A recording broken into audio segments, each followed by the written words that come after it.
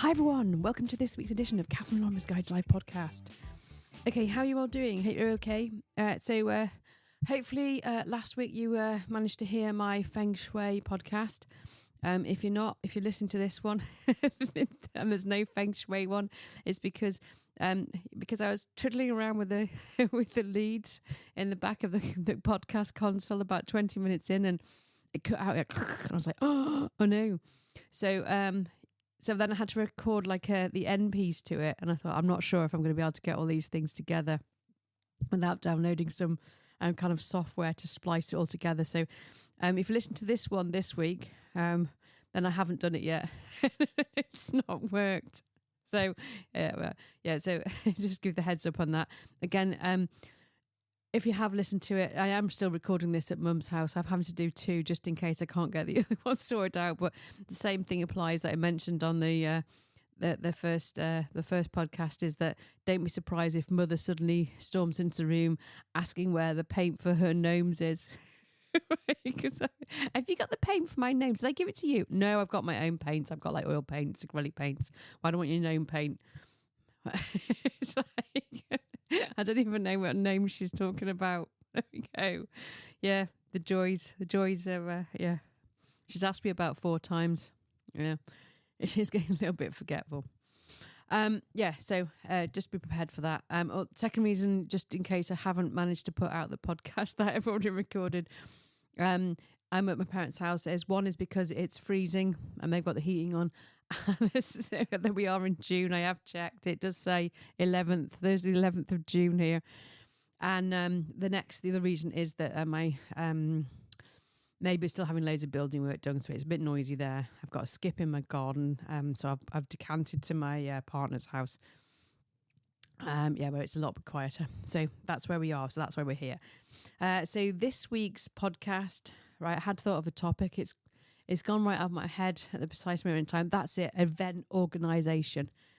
Okay, how to organise an event. And the reason I'm doing this is because for me it seems quite easy and quite logical how you organise an event. But I'm currently involved in various different WhatsApp groups about an artist sale that we're going to be selling some of our own. We've got 2 artist groups on 2 different days of the week. I'm in one of them. And we've obviously got loads of paintings that we kind of do, and we kind of I don't want them cluttering up the house. So we're going to have a big artist sale, and we're going through how to, they're in the process of kind of organising it. And yesterday, through one of the WhatsApp groups, I got, someone had put the things down, and I kind of went, well, blah, blah, blah, blah, blah, gave a lot of feedback on whether or not it was viable to do that stuff. And then it was a friend of my mate Dave. And Dave went, right, can I give your name forward for this committee? And I was like, right, you got the chubby on. And because I thought, do you know what? I've organised events for Royal Medical Colleges, admission ceremonies, with a team of people, don't get me wrong. But I remember when I did was it second or third one, they actually said, the team actually said that was the best one we've ever had. So I'm pretty proud of that, okay, because I was in control, steering it all. What do we do? Do this, do that. And it was like, we had tours organised. So you went to, had a tour on the college in the morning. So you had coaches going backwards and forwards from Glasgow University. You had the main event in the Glasgow University Hall. And then you had President's Dinner in 2 separate rooms of the colleges with roving musicians. And it sounds quite straightforward, but there's an awful lot of organisation that goes on behind it. So we got that done. It was one of the best ones ever, which I'm extremely proud of.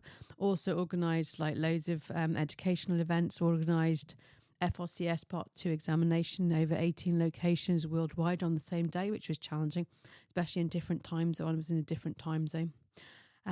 So I thought, I've got all this event experience, and also I've organised the Marie Curie things, the cathedral event. It was really funny because everyone comes flapping. I was like, it's okay, don't worry. If something goes wrong, no one's ever going to know. Okay, that's the first rule of organising an event. Doesn't have to be perfect. Okay, and the same applies to organising a wedding. If something doesn't go as according to plan, nobody there knows what the plan is. So it doesn't matter if it doesn't go according to plan. It's fine. It's okay. Don't worry about it. No one's going to know. The person that know is the person that's organising it, and a couple of other people maybe, and they'll just look at each other. I remember standing. Someone went off sick when I first became a manager at the Royal College, and this probably caused me no end of stress, and had a bit of a meltdown. Ended up going off with stress for 2 months. But I don't really talk about this stuff much, but it really sent me over the edge. Had a very, very controlling manager, and everything just combined together. And I think I had burnout. I was just absolutely exhausted, and felt I couldn't cope with it all anymore. And but one of the admission ceremonies I had to learn about what all the post nominals are. So FRCS, FRCP, and there's loads of all the post nominals they had 5 different faculties: surgery, physician, dental, podiatry, travel medicine. We didn't know because the other guy on the team was quite new as well, and the experienced person had gone off sick. And it was pretty awful, and we had to work really, really hard, and we did it. And there were only a couple of moments where we were like, we had like the president of the college and there were some really, really seriously important people in the room with us. You just have to hold it together. I mean, we're just like, we'd worked out a hand signal because we knew we'd forgotten people and that there were going to be some mistakes. So I think it was friend Malk, good old Malky. And he said, right, we'll have some spare tubes. So if it all goes wrong, pass me a spare tube. And we'd warned the honorary secretary at the time, a lady called Professor Hazel Scott, who was, after that, she became head of a School of Medicine at Liverpool University, which she's just stepped down from that role now. And she's a really, really lovely lady. And sure enough, there was one, and she was just like, she kind of nodded to us going, yeah, we're here. We've got one missing. So I just went, to Malcolm, and Malcolm went, and it was seamless. You would not have known that we'd completely made a mistake. There was no diploma in that tube. It was an empty tube. And also we made a quick note down, right, need to send that guy's diploma later on. It's like, and it was just, so that those things happen. But it was seamless. You wouldn't have known. Okay. So you can get away with these things if, as long as you've got a little bit of a plan. So I thought, well, I've got all this experience, so I'm kind of like, right. So the basics are, so we've got this art sale. I'll talk it through. Okay. I'll talk through the thoughts. So we've got the art sale. So this is like any event. Where are you going to hold it? Okay. Right. So for us, we've got like access to kind of like a room that we use for painting. We've got a relationship with the person who kind of runs the place. So it can make sense. It's quite a big room. Makes sense to use that sort of space. So that's the venue. What day? We've got spare days. So we there's a date. We've selected a date. Times. What times? Well, they haven't even decided the time yet. For me, I'm going to be there from 10 till about 2 because I'll have had enough by then. 10 to 11, 10 to 11. Yeah, 4 hours. That'll do me. I'll just cover that time period. And then I'll take my stuff and go and do something else because I'm going out in the evening, obviously.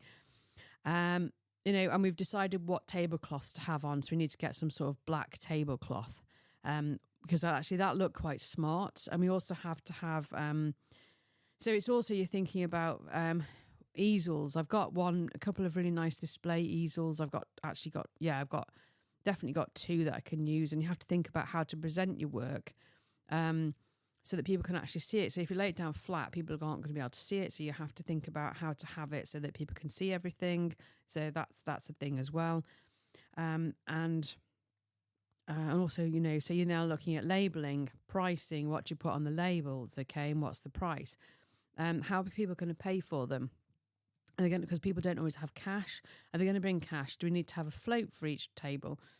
We've got a process for someone using the card payment. So they're going to have to go up with a tag. But then what's the process behind that? How do they keep the receipt or something? How do you know whether or not it's been paid by cards? That requires a little bit of thought. and maybe I'll be having a little book and I'll be writing it down in the book. And I'll have to think about the actual process behind that. And then you're thinking, right, okay, so the biggest thing is, how do we get people there? So first of all, you have to work out who your customer's going to be. Okay, who's got the actual money to be buying artwork? Because at the moment you use that place for sort of nursery, friends and families, but they're not necessarily, families are strapped at the moment. They're not necessarily the people that are going to actually buy it. I would say the demographic really for buying artwork is possibly 50 plus range. People who have got income to spend, okay? People who are retirement age, probably between 50 to 70. Okay, so, and I'm just thinking I've actually got a really, really good idea. I can, we're going to get some flyers done, I think, but I can certainly give a flyer to my aunt, who's a member of a couple of kind of groups and stuff. That might be quite interesting for her to go and do that. And a lot of it is word of mouth, and also Facebook groups is a good way to advertise it. They're also looking at putting an advert in, one of the kind of like little magazines that you get round. And I said, that's great and everything. I said, but when's the next issue? Because we've only got a month. So if it's going to go out, on the 7th of July, that's not really going to work, is it? You have to think about the details of this type of thing. And then also we're putting posters up in the local supermarket. We could do with some in local shops and things like that. So you have to really work out how to reach your audience, because if you don't actually advertise, then people aren't going to know that it's around. It's a bit like my podcast. I'm a bit rubbish. I'm just advertising on Instagram at the moment. Well, I'm not really probably reaching the people that I probably need to reach, because I'm just not getting there. So I'm going to have to think about it. But I've got all these flyers I need to send out, so I'll probably start shoving some of those out. And we could also use radio stations as well. But I'm going to start advertising my podcast a little bit better. So I think that's probably something that I've got a lot of content out there. I'm getting now probably about 50 people a week listening, which is pretty good, going from 7 2 years ago. I'm quite happy with that. That's pretty awesome. Here's an applause. Thanks for everyone who's downloaded. That's not for me, that's for you guys. Right, that's it. That's enough of that. So what else do you need? So you have to go through all the little details of the event, and you have to do risk assessments as well. You have to make sure there's not going to be anything that they can trip over, lots of space. Do you serve tea and coffee at this thing? Is that something we could maybe do? Do we have as a charity? So on the back of this, I'm kind of thinking to myself, well, do you know what? I could maybe next year do my own exhibition, because you can do a little pop-up exhibition somewhere. And I thought I could maybe do it raising funds for a hospital charity, in which case I can get it shoved on the hospital kind of charity communications, so the email will get sent out to all the hospital staff. And I thought, well, that would probably work, wouldn't it? That's probably not such a bad idea. I could probably team up with a couple of really good artists in my group and try and put something together for that, because there's a couple that kind of there's one woman that's really good, but she doesn't really want to sell anything, but she should do, because she works really, really good. So that's kind of where we are with that one. But so you have to think everything through, and you have to sort of plan it. So you do like an event planner, location, time, what's going to be required. People are going to want chairs to sit on, aren't they? And what's going to be required? Are they just going to come around, look at the artwork, meet the artist? Do we have to have that as a thing? Come and chat to the artist, find out about the group. What's the kind of whole spin on it? How are we actually going to get people into the building? Because sometimes people they don't just necessarily want to come to an art sale, do they? It's all about experiences, and they actually want to have an experience, don't they? So is there some sort of way that we could kind of get an experience into it? That's maybe a thing. So for example, I'm going to a baby shower in a couple of weeks' time, and we're heading off to somewhere where it's a cafe where you can do arty stuff at the same time. And I was like, oh, that's right up my street. Great idea. I'm not going to go to the pub actually afterwards, because I'm also double scheduling, and I haven't actually told my partner that I'm not going to be there for part of the weekend. Sorry, we're going away for the weekend, partner. for a nice cuddly couples weekend. But unfortunately, I'm not actually going to be there for most of one day. Yeah, it's not going to go down too way, but he'll be absolutely fine. It'll be all right. And do you mind looking after my dog for me as well while you're there? I know. He's awesome. He's great, I have to say. I'm going in for a little operation next week, and I've sidetracked from events, and he's like, oh, I was like, and he's like, but I'm going out with my friend that night. I was like, that's all right. It's like a minor operation. I said, it's all right, don't worry. I said, I'll get mother to drop me off, and she can pick me up, and I'll just stay at her house. It's no problem. Because I'll be having an anaesthetic, which means you can't drive, doesn't it? So it's like, but he's like, I feel like I should be looking after you, and I was just like, oh, that's just lovely, isn't it? That's just so lovely. So I was like, well, no, it's okay, don't worry. Just you go out with your friend, it's fine. It's okay. It's nothing major. If it was a major operation, it's slightly different, but it's not. It's a minor procedure. They're going to shove a big needle in my arse, inject my piriform muscle with some kind of relaxant steroid cortisone stuff, and see if because it keeps spasming and aggravating my sciatic nerve. So we're going to see if that works. So so just local anaesthetic. It should be fine. And anyway, what was I? I was talking about event organisation, wasn't I? So, but do you know, and so my partner and I are really, really busy people, and we have a lot of organisation that goes on as well in our world. So I'm like, right, okay, so today I'm at my parents' house recording the podcast, but I've been to do the stable, and now I've got the blacksmith coming in. Fortunately, he's running late. He should be there now, but he's an hour late, which means I've got time to record another podcast before I head off to meet the farrier. Then I'm going to just chuck the horse out. Then I'll come back, and I'm going to do some more podcasts. I'm going to do a month's worth, okay, all in one go, because then I don't have to worry about it all, because I've got such a busy month. The building work at my next door neighbours is probably going to go on for another week or so. I'll have nowhere to park the car. See, parking in my road is a big problem. So if I come back at 8 o'clock at night, I won't have a space. So, and I can't work there in the daytime because they're banging, and working from home doing audit isn't ideal if there's lots of hammering going on in the background. But on the plus side, it's been really, really good to, kind of work out how it's all going to work when I move in with my partner. And bless him, he's walked the dogs, my dog for me a couple of nights, and I've been there with his dog when he's gone off to the office.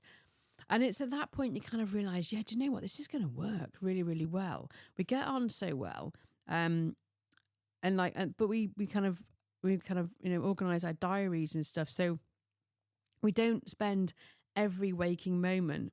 Like this morning, we had a really nice walk. We walked the dogs together. And then, about 8:30, I went, right, I'll see you tonight, probably about 9:30, and that's it. That's it, gone for the day, We might have a few WhatsApp messages. He's going to get absolutely soaked playing golf today, but there we go. I'm sure he'll enjoy it anyway.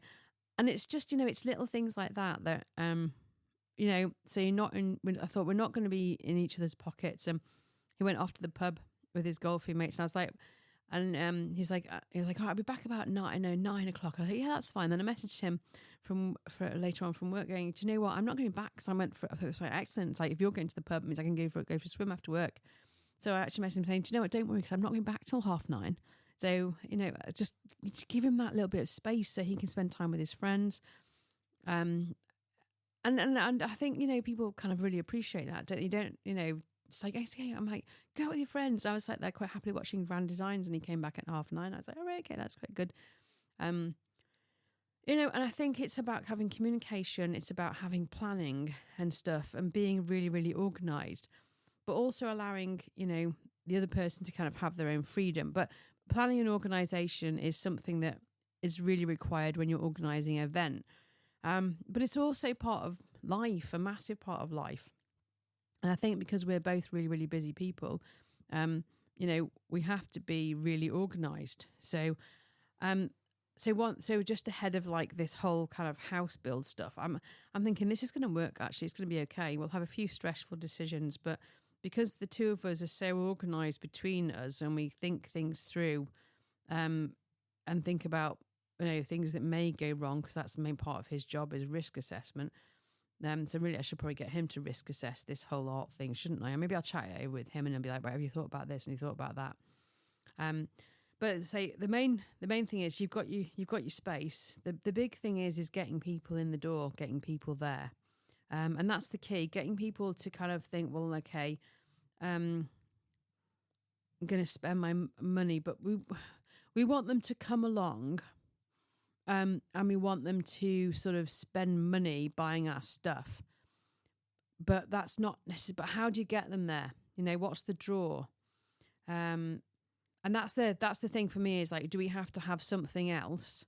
Is there going to be like an art demonstration there?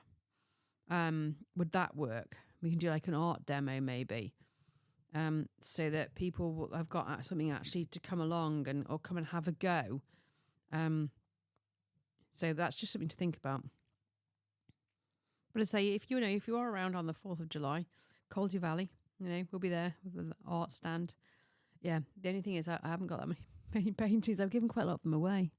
So my mother's got quite a few on her wall after moaning heavily that she hadn't had any.